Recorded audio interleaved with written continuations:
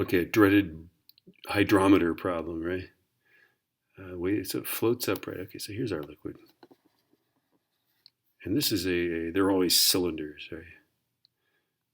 There's like how many buoyancy problems are there, right? This is just the a remake of the piece of wood that's floating with part of its surface, right? And it floats with 7.80 exposed to the air. That's a red herring. The number we want to use, I think, is this guy here, right? So that's going to be 25 minus 7.80. Let's figure that out. 17.2 centimeters is how much is below, right? And we want to know the density of the liquid, right?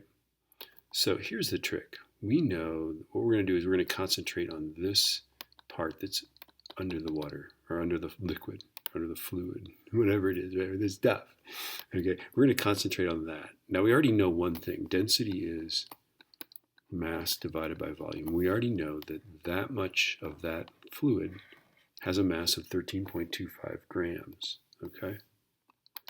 How do we know that? Because objects float when they displace a mass or weight that is equal to their own mass or weight. Okay, so if this thing is floating, it's displacing 13.25 grams of whatever this fluid is, the mystery fluid.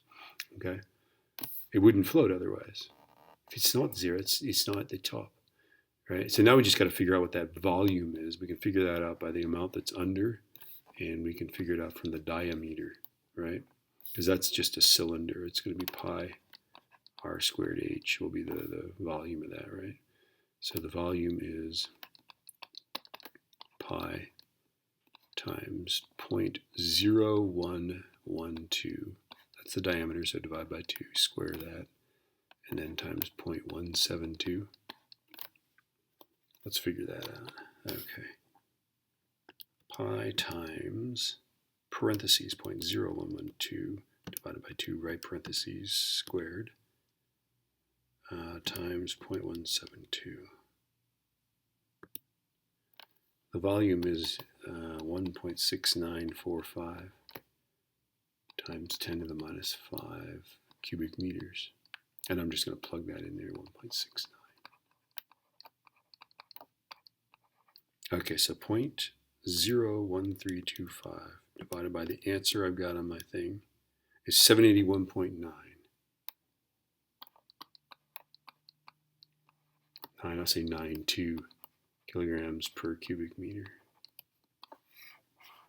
Okay, so again, the key here is if it's floating, it's displacing a mass of liquid equal to its own mass. It's also displacing, I'm supposed to say a weight equal to its own weight, but they would be the same thing. I mean, it's the same, we're saying the same thing. They're not the same thing, but, right? So I already know the mass, and then I just have to figure out the volume from clever sleuthing, right?